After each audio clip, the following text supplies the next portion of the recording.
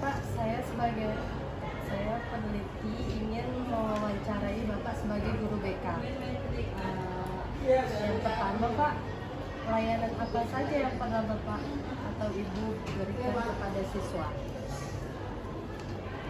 Layanan apa? Tentu ada layanan orientasi, layanan informasi, layanan penempatan dan penyaluran, layanan penguasaan konten, layanan bimbingan kelompok, layanan konsultasi, layanan mediasi. Pada umumnya layanan itu kita lakukan semua. Jadi sudah pernah semua ya Pak dilakukan layanannya. Yang kedua Pak, layanan yang apa yang pernah Bapak lakukan di Mansatu yang paling sering? Yang paling sering ya kita lakukan layanan informasi, ya kan? Bimbingan kelompok ya Pak yang kemarin. Layanan bimbingan kelompok, layanan layanan konsultasi, ada juga. Pokoknya semuanya dilakukan lah. Kadang-kadang orang tua siswa juga datang sama kita, kadang-kadang guru juga meminta pendapat sama kita. Cara menghadapi anak ini.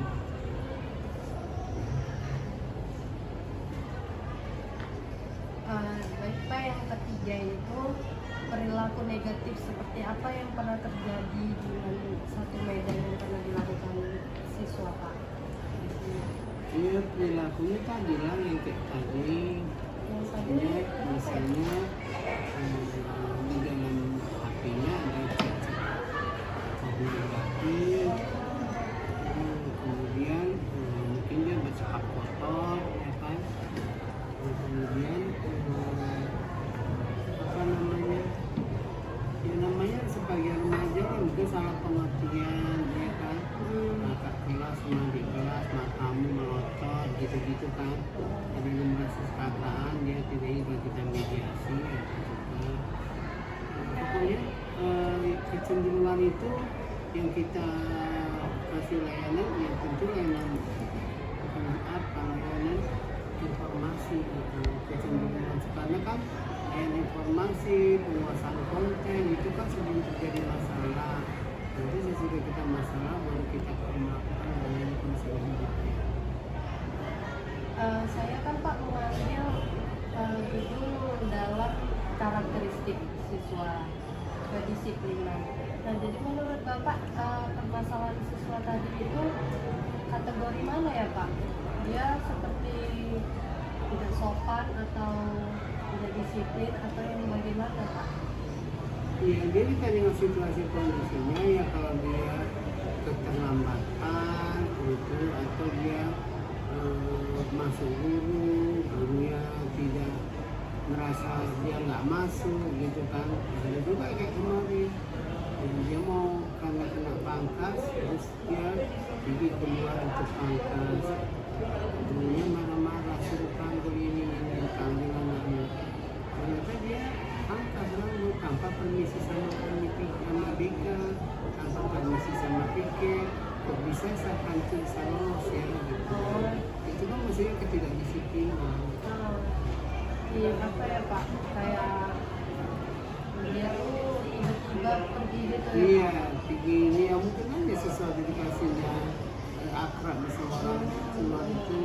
Tidak disiplin ya Pak. Dia tidak ini kan yang dijualnya lama lagi. Aku tadi pangkas Pak Amir, kata Pak Amir pangkas boleh dijual. Kalau permasalahan yang barusan tadi Pak, itu maksudnya apa ya Pak? Itu kan dia istilahnya mengucapkan kata-kata yang tidak senang. Kadang-kadang ditujukannya sama kawan itu nggak benar itu. Yang keempat Pak, hambatan apa yang pernah Bapak alami ketika menyelesaikan permasalahan terjadi pada siswa? hambatannya yang pertama kan karena anaknya anak kos, maknya jauh di sana. Oh, masih ada juga Masih Pak? banyak anak kos di sini. Tapi orang ini SMA Kak? Iya, saya makan bukan ini kan bukan testing kan. Oh, jadi kayak orang itu nggak tinggal sama orang tuanya. Iya, ya kayak gitu lah kan karena nggak disiplin tadi. Mungkin kadang-kadang yang terlambat tadi, itu terlambat bangun tidur, ya kan. Kita bangun jam 7, ya kan. Hambatannya Pak, kalau Bapak menyelesaikan masalah itu apa aja gitu kayak apa? Ya hambatannya dari situ kadang-kadang orang tuanya kan Nggak jahat. dapat. Dia merasakan perlu diwakilkan, padahal itu harus menjadi satu tanggung jawab dia. Kenapa harus kalian itu? Karena kadang-kadang berpikir seperti itu. Kalau aku di kampung, aku bisa begini. Aku mau sekolah kampung aja nanya kan dari umumnya. Jadi kalau dia sekolahnya di kota, ingin maju, ingin ini, itu aja. Selain itu Pak, hambatannya Ya selain itu hambatannya barangkali kalau semua guru dan mereka ngerti apa itu nikah gitu. oh tidak boleh. Tentunya misalnya kayak gini lah kan, orang itu bisa menghadirkan apanya gitu. Ya nggak apa-apa, kami bagi kami nggak menjadi masalah kalau anak tadi dia hadir ke orang tuanya. Kadang-kadang kan Wali kelasnya nggak mau.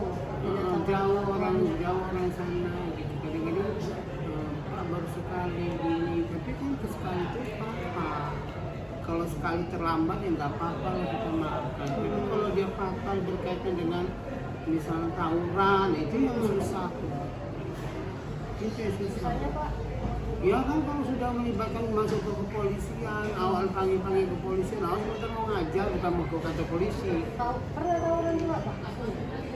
Sebenarnya enggak, ya kayak mana namanya ini dia kalau lah berada misalnya ini kan Alam Jaya, misalnya daerah Umsu ada daerah tempat geng situ, awak datang ke situ pakai baju sekolah, ya kan? Terlibat. Ditengoknya sih kalau tuh pernah di kelompok ini serang itu kan, lari ini kan kita kan yang di situ kita pakai label sama makan sama dia gimana? Gara-gara dia kita ini itu yang kadang-kadang susah ya kan. Dan itu orang tua kan mohon lah guru BK datang ke sekolah. Siapa kita nggak guru sekolah? Tolong anak saya Dia minta tolong orang nah, tuanya. orang tuanya gitu kan. Untuk itu karena jadi kan yang mau selamatkan ini anak banyak, tapi anaknya satu begini kan. Jadi kita jangan isolasi kondisi juga gitu. Jadi nggak sembarangan untuk bisa ini ya supaya bagus semua. Itu kadang-kadang yang terakhir ya Pak, upaya apa yang Bapak lakukan untuk mengatasi permasalahan tentang karakter kedisiplinan siswa yang terkendala? ya, yang pertama itulah ada komitmen kan. Komitmen itu kita bangun Tentang supaya siswa. ya, komitmen dia tentang dirinya, dia membahas tentang dirinya. Saya berjanji untuk tidak akan ulang lagi sejak ini. Itu kita bangun komitmen dengan dia susah. Tapi kalau seandainya diulang lagi Pak, kan banyak tuh anak-anak ya kalimatnya aja gitu Pak, berjanji tapi dibuatnya lagi. Gimana Pak? Pak, itu gimana Pak kalau misalnya mereka ulangi lagi? Kan ada dari komitmennya kalau dilanggar dia akan diskor. Ya, Kalau dia sampai diskor nanti kan datang orang tua, terus diskor tadi dia kena seminggu. Itu kan kalau dia udah lampu hijau untuk keluar. berarti Pak, upaya Bapak di sini yang pertama memberitahukan terlebih dahulu pada siswa. Kita bina lah dulu sekali dua kali gitu kan. Tapi kalau udah meresahkan, janganlah kalian cakap kotor. Nah, enggak aja lah kalian ini. Nah, begitulah di dalam kelas. Tapi Pak, jangan kurang-kurang loh Pak, saya itu dia katakan jangan dulu jangan katanya. Ya kayak gitu kata ibu tadi kan, kalau kita mendengar kata ibunya tadi, alasannya nggak sebenarnya baik, ya memang di rumah kucing yang baik ya kan. Iya. Nah, Luar kita nggak tahu. di sini kita nggak tahu. Bagus juga tadi bapaknya Pak. Iya, mama sama bapaknya ibu tadi agak kesal gitu Pak rasanya. Anak saya nggak pernah loh. Kadang nggak terima orang tua Pak. Itu bisa jadi hambatan juga ya kan Pak. Bisa. Kadang nggak ada bukti. Tapi Ya dia kan nggak ada bukti membilang seperti ini, tapi kenyataan ilmu kita kayak mana? ya, kalau gitu itu aja Pak pertanyaan wawancara dari saya. Terima kasih banyak ya Pak. Oke. Ini ya Pak, saya sebagai ini mewawancarai Bapak sebagai wali kelas. Yang pertama Pak, apakah ada keterlibatan wali kelas dengan program Nah, jika Anda menanyakan bagaimana ada kerjasamanya dengan konseling, saya perkenalkan diri, nama saya Muhammad Yamin, SSSPD, saya wali kelas dari 11 IPA 2. Nah, kaitannya antara wali kelas dengan bimbingan konseling atau BK itu ada. Karena apa? Tugas wali kelas sebelum dia, jika ada siswa yang bermasalah, wali kelas yang berfungsi sebagai mediasi atau mediator di situ atau mengkonseling anaknya sebelum masuk ke BK. Jadi semaksimal mungkin masalah yang ada di kelas itu diatur oleh wali kelas, baru masuk dia ke pihak konseling. Kemudian wali kelas juga harus membantu pihak BK untuk memberikan permasalahan-permasalahan yang muncul di kelasnya, kemudian memberikan solusi. Tetapi bukan pihak BK yang menyelesaikan, tapi tujuan awal itu adalah tugas dari wali kelas dulu, baru termasuk dia ke BK jika wali kelas tidak mampu menyelesaikan masalah itu. Yang kedua, bagaimana kerjasama guru BK dengan wali kelas Pak? Ketika ada permasalahan. Kalau wali kelas dan BK jika ada permasalahan itu memang bersinergi, mereka selalu berdampingan. Karena apa? Di sekolah Man 1 ini selain mereka punya wali kelas yang bisa mengatur segala permasalahan yang ada di kelas, kemudian kita dibantu oleh BK karena setiap kelas itu masing-masing punya BK. Jadi yang seperti saya katakan bahwa jika ada anak ini bermasalah dengan poin yang banyak atau poinnya 50 atau 70 80, maka permasalahan itu tidak bisa diatur oleh pihak wali kelas, tapi harus dialihkan kepada pihak BK. Nah, di situ diproses, kemudian diberikanlah sanksi-sanksi yang berlaku berdasarkan dari tatip.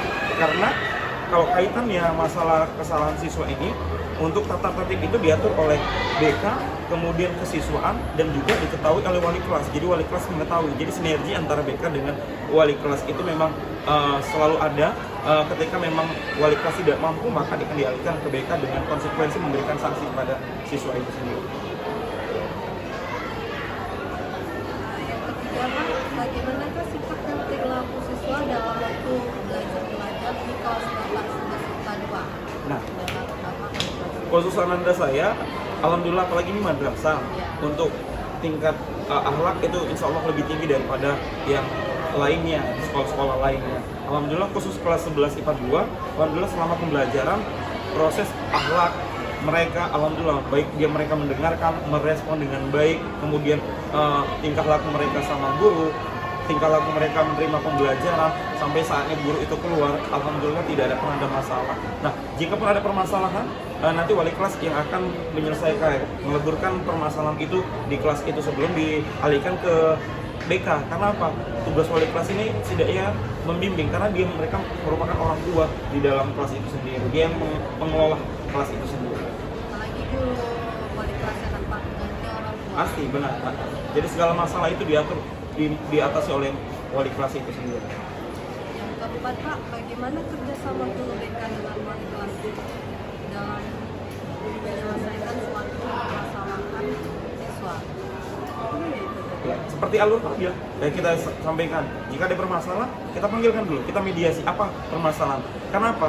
BK fungsi ini bukan memvonis anak itu salah, tapi adalah mengkonseling. Ya. Berarti memberi bimbingan kepada anak itu ya. Jadi tidak memvonis bahwa itu anak salah. Jadi kita lihat kebenaran. Misalnya ada perselisihan antara si A dan si B. Nah, anak wali kelas ini dan BK ini harus netral, harus mencari siapa sebenarnya yang salah, siapa yang benar yang benar ini. Iya, benar. Jadi aturannya jika masih bisa diatur oleh wali kelas, jangan dimasukkan ke BK dulu, tetap konsul ke wali kelasnya saja. Tapi wali kelas tetap bekerja sama dengan BK supaya mengetahui anaknya ada yang bermasalah seperti ini walaupun belum dimasukkan ke BK, sehingga nanti permasalahan yang muncul itu bisa diatasi. Karena nggak anak bapak tuh kayak kan dia bermasalah di kelas, tapi dia tuh bapak suruh masuk ke BK, dia merasa takut. Kan ada yang seperti itu kan?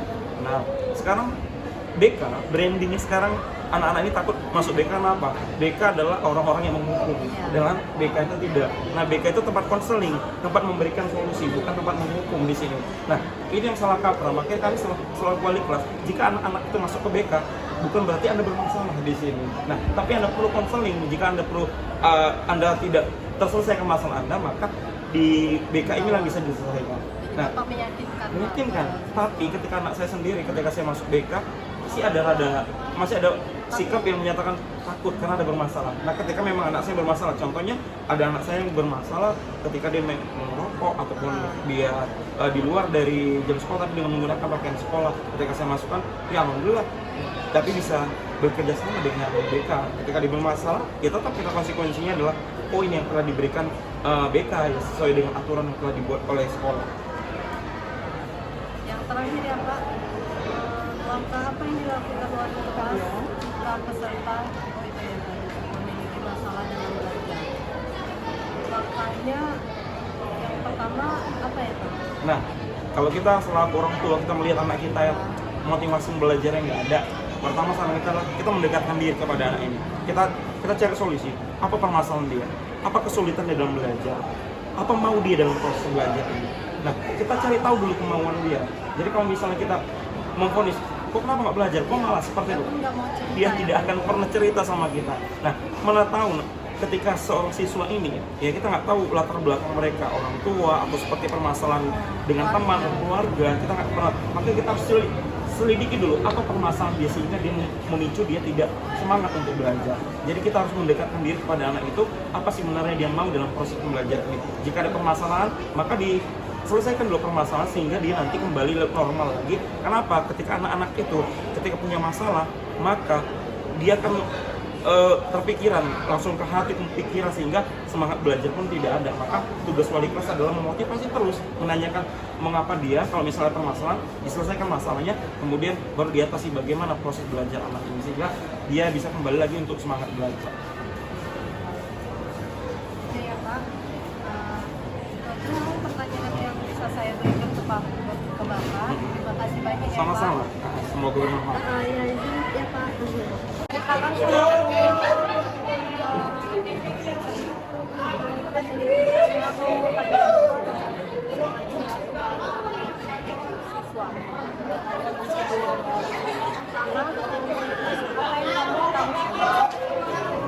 Disiplin itu sebenarnya adalah sikap kita terhadap bagaimana kita sehari-harinya, disiplin dalam nilai-nilai waktu ataupun disiplin dalam kegiatan lainnya. Pokoknya itu rasa sikap kita.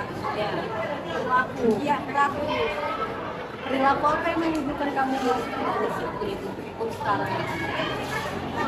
Kalau untuk saya ini, saya belum bisa memiliki waktu. Biasanya Kalau yang ketiga, apa yang menyebabkan kamu udah terlambat sekolah? Oh, nggak pernah. Tapi pas-pasan gitu waktunya. ya, apa penyebabnya itu? Cuma jauh, udah gitu kan kadang pun bangunnya agak siang.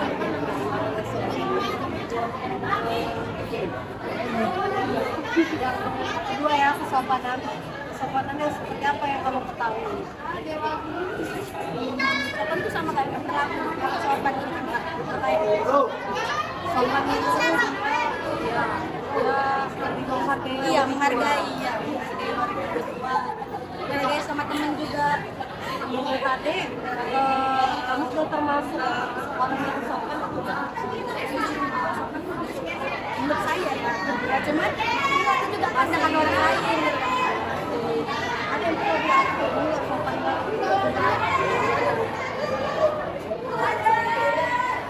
Bagaimana kamu menyikapi jika ada teman kamu yang tidak sopan?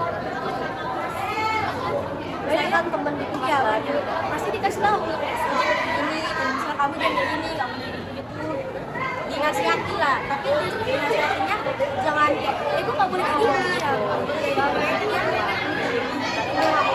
Ya kan, kayak yang religius ya. Tahu nggak tentang religius? Ya, agama. Ya agama. Keagamaan perilaku bagaimana yang Maksudnya nggak agak ya maksudnya tentang agama itu agama pada ada sih jujur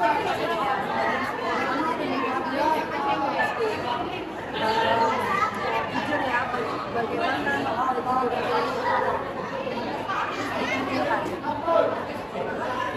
saya apakah kamu termasuk tapi kita cari nggak mau juga bohongan untuk kebaikan misalnya bohong ke mama? enggak kawan misalnya Kalau pendidikan kita di bulan misalnya kalau kita ini contohnya lah di sekolah kamu kan dicuri apa? Selalu terlambat ya ditanya kan?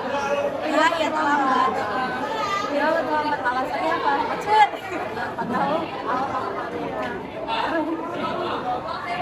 bagaimana solusi yang dapat kamu lakukan untuk mengatasi sikap yang menunjukkan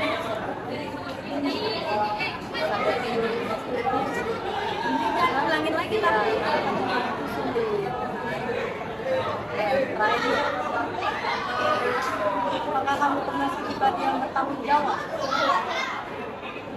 Belum seperti amanah yang diberikan guru, teman-teman itu belum sih Kak. Tapi kalau misalnya amanah guru itu nggak harus dia harus Kak. Cuman kadang ini dari kawan-kawan misalnya kayak suku ini sekarang saya lambat ngapainnya kayak apa ya? nggak sigap aja lah pokoknya.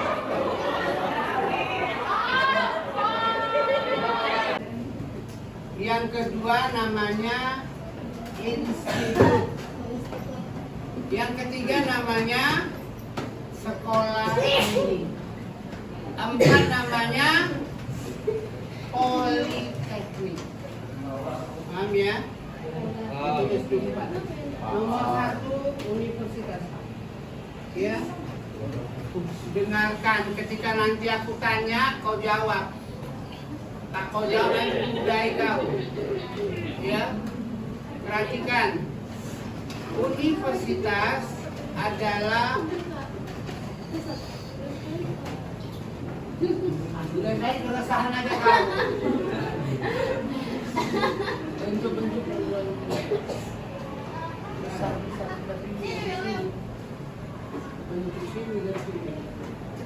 nomor satu adalah universitas. Universitas adalah perguruan tinggi yang menyiapkan berbagai jenis keahlian. Contohnya adalah Universitas Sumatera Utara. Dia menyiapkan ahli kedokteran. Dia menyiapkan ahli hukum. Dia menyiapkan ahli pertanian. Dia menyiapkan ahli ekonomi. Dia menyiapkan ahli bahasa. Dia menyiapkan ahli farmasi.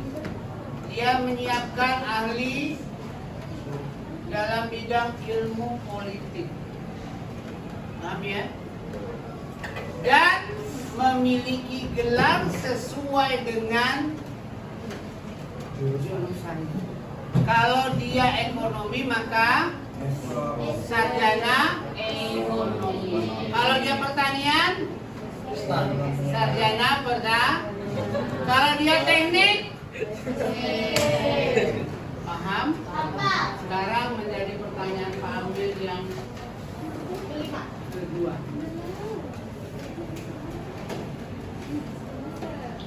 Pertanyaan kedua, mengapa Unimed dulu yang namanya IKIP, Institut Keguruan Ilmu Pendidikan, berubah menjadi Unimed. Pertanyaan, mengapa dia berubah?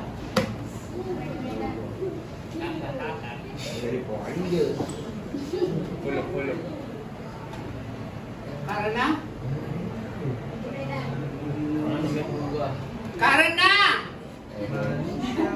udah siap, nanti kuludai kau nanti tengok lah, kau udah kubilang ulangi apa yang maksud dengan universitas.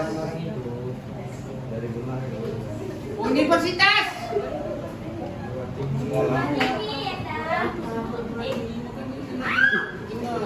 Universitas adalah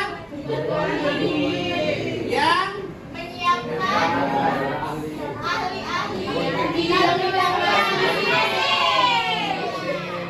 pertanyaan berikutnya tadi adalah mengapa IKIP berubah menjadi universitas? Karena aku gak butuhkan kau ketawa, yang kubutuhkan jawabanmu. Kau karena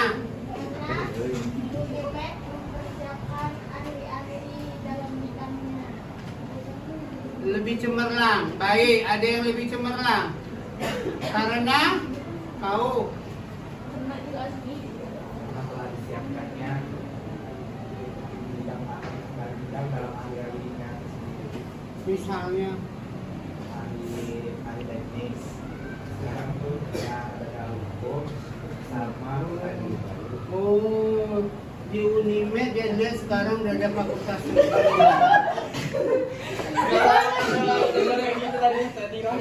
di Unimed ada fakultas hukum di Unimed.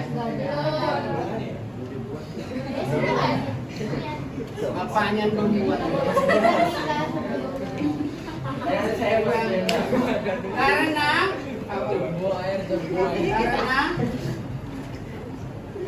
Karena apa tadi? Mengapa IKIP berubah menjadi Unimed, Universitas Negeri Medan? Mengapa? Karena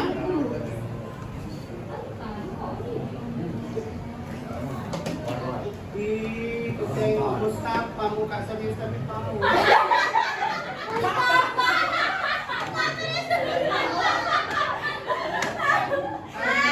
Masih sama jawabannya.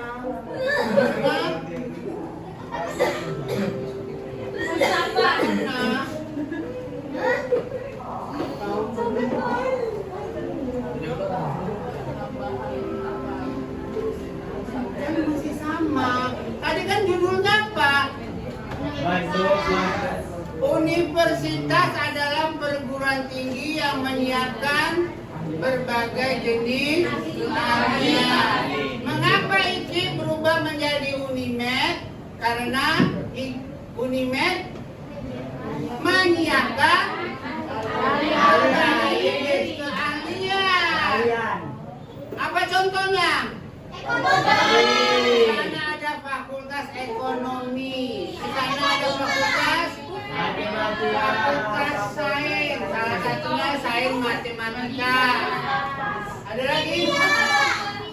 Ada sains kimia. Sains itu udah 3, matematika, fisika, kimia, udah biologi. Ya, 4 ya kan? Itu kan dari jurusannya. Sains namanya 4 jurusannya. Apalagi yang lain? Informasi, Teknologi, informasi. Ada lagi? Di sana ada bisnis, bisnis digital. Makanya kau nggak pernah membuka-buka yang aja kau buat porno aja kau.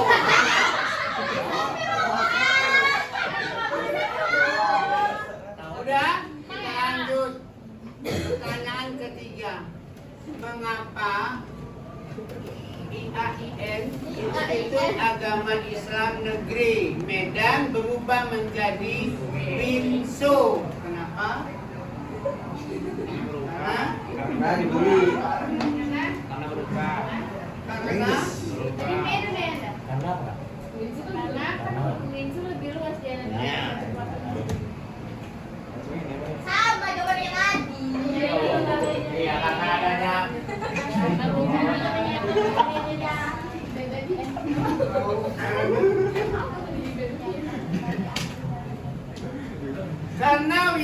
sekarang sudah menyiapkan berbagai keahlian. Dulu hanya kalian dalam bidang agama, seperti fakultas PAI, kan? Nah, fakultasnya tarbiyah. Tarbiyah itu salah satu pendidikan agama, bahasa Arab, manajemen pendidikan, pendidikan bahasa Inggris, pendidikan bahasa Indonesia, pendidikan guru PGM PGMI, madrasah ibti, PGRA, Raudatul Atfal. Kemudian sana ada jurusan lagi di Tarbiyah, ada jurusan bimbingan konseling, ya, bimbingan pendidikan, bimbingan konseling pendidikan Islam, ya. Terus di sana juga ada bahasa Arab. Itulah termasuk dalam satu skop bidang tarbiyah. Lalu sana ada lagi, apa lagi? Sampai tarbiyah yang lama. Yang lama adalah syariah. Ada hukum, yaitu siasat jinayah, hukum ketatanegaraan. Ada siasat, itu ilmu hukum. Ada namanya mazhab. Ya, ada namanya perbandingan mazhab. Itu termasuk syariah. Ada usuluddin. Ya, usuluddin.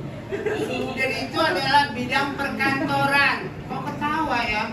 Ada saatnya kita ketawa. Jadi orang yang tidak tepat tertawa berarti dia mengalami gangguan jiwa. Aku nggak bilang dia gila ya, tapi dia gangguan. Jadi siapa orang yang tertawa tidak tepat pada saatnya berarti dia sudah mulai rada-rada. Kita lanjut, ya. Jadi sana ada usuluddin. Ya, usuluddin itu seperti ya penyiaran Islam, ya kan?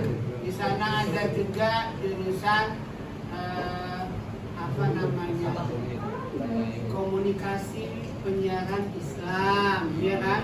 Di sana juga ada jurusan bimbingan konseling Islam. Jadi ada Islam lah pokoknya. Terus sana ada lagi fakultas dakwah. Jadi yang 4 itu yang lama. Makanya dulu tamat dari UIN, tamat dari IAIN, gelarnya sarjana. Sekarang di sana sudah ada fakultas hukum. Sana sudah ada fakultas ekonomi. Ekonomi Islam, ya kan? Itu PB itu di daerah Sutomo. Kemudian di sana ada FKM, Fakultas Kesehatan Masyarakat. Ada namanya Teknologi Informasi. Di sana juga adalah jurusan ekonomi. Ya, jurusan kepustakaan. Ya. Jurusan perpustakaan. Jurusan perpustakaan sudah ada juga ilmu sosial. Jadi sudah banyak. Ya sebentar lagi akan melahirkan akan membuat